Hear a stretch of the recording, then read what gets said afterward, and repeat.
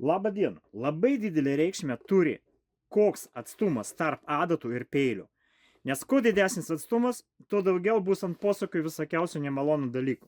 Kaip autobuse. Autobusas ilgas ir priekiniai ratai, kai suka, ir galiniai ratai turi labai didelį skirtumą. Ten priekiniai važiuoja ten, o šitie ten. Taip pat su overlocku. Tai va, jeigu mes tiesiai siūnam, viskas ok, jokius skirtumo neturi, bet ne visada mes siūnam tiesiai, kartais reikia padaryti staigų posūkį.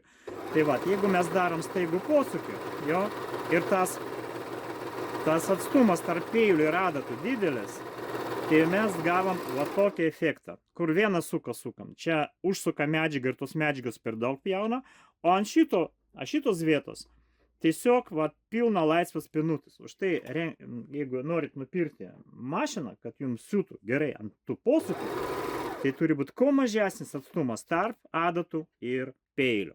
Tada viskas bus gerai. Sąlyginai gerai. Vis tiek ten kažkiek tai, bet ne taip, kaip kada labai labai daug. Šiandien tiek. Su jumis buvo Grigorijus, savim mašinų meistras.